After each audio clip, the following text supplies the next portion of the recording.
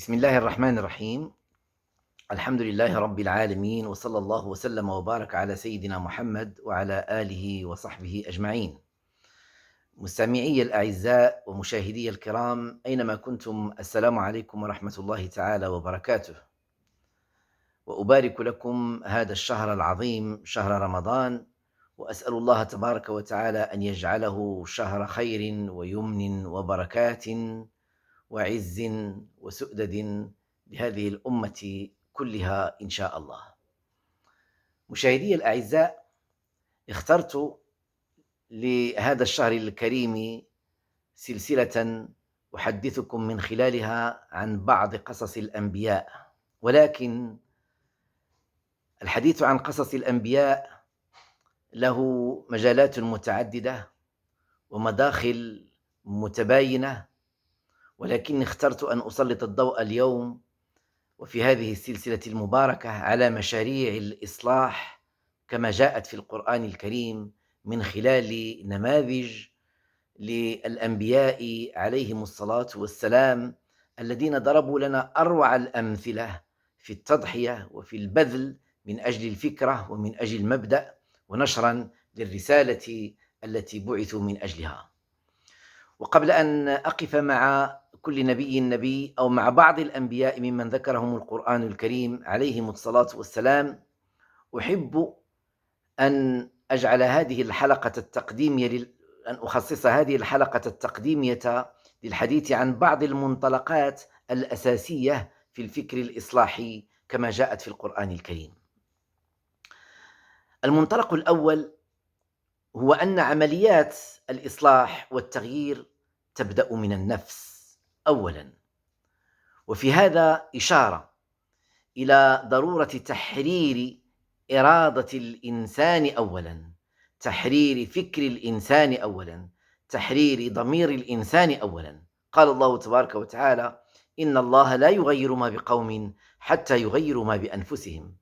وقال سبحانه أيضاً: ذلك بأن الله لم يكن مغيراً نعمة أنعمها على قوم حتى يغيروا ما بأنفسهم وأن الله سميع عليم. فالتغيير إذن يبدأ من داخل الإنسان. الإصلاح ينبغي أن ينطلق من إصلاح النفس أولاً.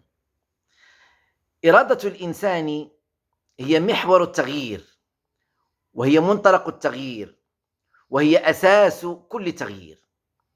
تحرير الإرادة الفردية والإرادة الواعية، تحرير الإنسان الذي يشكل النخبة والطليعة في المجتمع، هو تحرير للأمة كلها.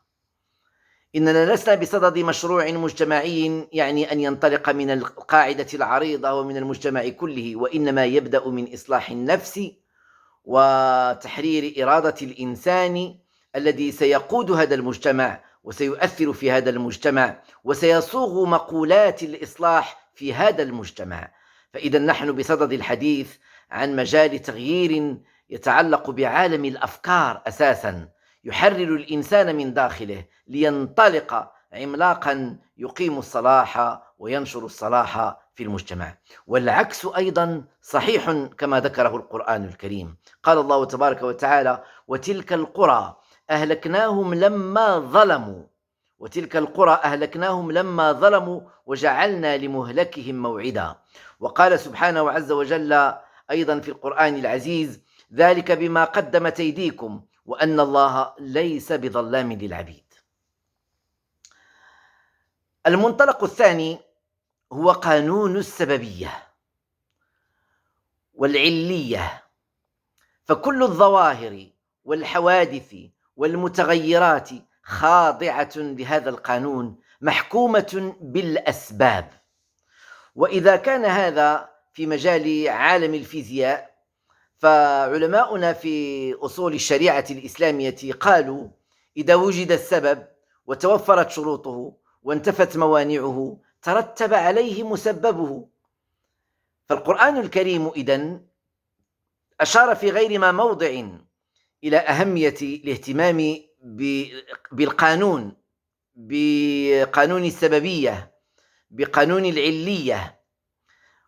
انظروا معي إلى القرآن الكريم، كم مرة يدعو القرآن الكريم إلى النظر في الأمم السابقة، إلى تأمل التجارب السابقة، إلى النظر التاريخي في تاريخ البشرية، لأن ذلك هو السبيل إلى اكتشاف هذه القوانين الاجتماعية. فإذا انطلقنا من عالم الفيزياء وعالم المادة المحكوم بتلك القوانين، نجدها أيضا مبثوثة موجودة في المجال الاجتماعي، قوانين اجتماعية تحكم الإنسان، سنن تغيير يمكن أن نخضع لها كل التجارب وكل الإمكانات من أجل الانطلاق الأفضل والأشمل. يقول الله تبارك وتعالى في القرآن الكريم: قد خلت من قبلكم سنن فسيروا في الأرض. قد خلت من قبلكم سنن فسيروا في الأرض فانظروا كيف كان عاقبة المكذبين. هذا بيان للناس وهدى وموعظة للمتقين. وهذه الآية نفيسة في بابها، إنها تشير بوضوح إلى وجود أو إلى ضرورة النظر، ودعوة صريحة إلى تجديد النظر وتعميق النظر في من سبق، في من كان قبلنا، من أجل أن نكتشف تلك القوانين الاجتماعية وتلك السنن التي جعلها الله تبارك وتعالى سنن للتغيير. هذه السنن في مجملها ثابتة لا تتبدل ولا تتغير، إنها بمثابة قوانين، كما قال تعالى: فلن تجد لسنة الله تبديلا ولن تجد لسنة الله تحويلا. فإذا إذا نظرنا إلى هذين المنطلقين، المنطلق الأول تحرير إرادة الإنسان، تحرير فكره، تحرير ضميره، تحرير عقله، تحرير قيمه، وأضفنا إليه فقه سنن التغيير وإدراك بلغة أخرى وإدراك عوامل النهوض وعوامل السقوط في الأمم. يمكن أن نتحدث آنئذ عن نهضة حقيقية لهذه الأمة إن شاء الله. لهذا دعا القرآن الكريم إلى النظر في تاريخ البشرية، لهذا دعا القرآن الكريم إلى تتبع وقائع التاريخ والنظر في أحوال الأمم والتأمل في النماذج الإصلاحية في القرآن كما صاغها القرآن الكريم. ثم أنتقل بكم مستمعي الأعزاء في هذه المقدمة إلى الحديث عن بعض المقدمات في المشاريع الإصلاحية القرآنية أمهد بها للكلام الذي سيأتي في الحلقات اللاحقة بحول الله. إن التأمل في النماذج الإصلاحية في القرآن الكريم، وخاصة نماذج الأنبياء عليهم الصلاة والسلام، نستطيع أن نسجل بعض المقدمات الأساسية. أولا، لا بد للدعاة من فهم الواقع، للانخراط الواعي، أو ما يسمى عندنا بفقه الواقع، والذي يسعف ويساعد ويسهم في ترشيد فقه التنزيل. ثانيا، في انخراط الدعاة في واقعهم قيام بواجب الدعوة، والدعوة واجب كما نصت على ذلك نصوص القرآن الكريم، وكما دعا القرآن الكريم في غير موضع وأمر سبحانه عز وجل أتباع النبي صلى الله عليه وسلم، وأمر الإنسان المسلم بضرورة الدعوة إلى الله تبارك وتعالى.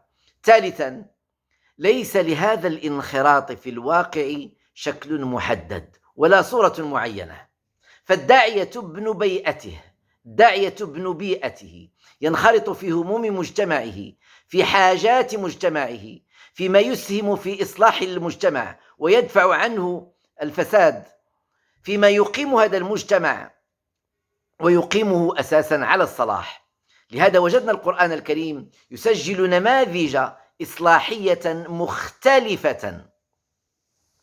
كل نبي من الأنبياء الكرام عليهم السلام في الكتاب العزيز طابع دعوته وختم رسالته بما يجعلها مميزة عن غيرها من الدعوات ومن الرسالات، بحسب مشاكل مجتمعه وحاجاته، بحسب ما يحقق له المصلحة ويدفع عنه المفسدة. لهذا وجدنا في القرآن العزيز مثلا يسلط الضوء على التجربة الاجتماعية مع شعيب عليه السلام، فجعل في نموذج الإصلاح لشعيب عليه السلام نموذجا للإصلاح، عفوا ليس الاجتماعي، الاقتصادي.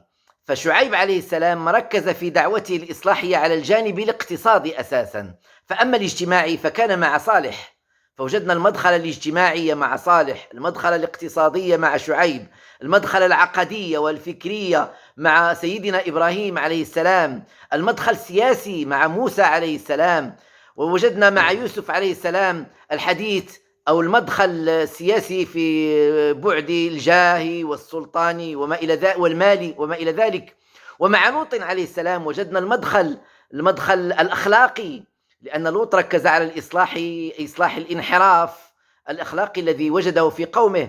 ثم مع نوح عليه السلام تجربة دعوية مميزة فريدة. وأما سيدنا محمد عليه الصلاة والسلام فإنه التغيير الشامل الكامل، إنه النموذج الحق الذي ينبغي أن يحتذى وأن يتبع.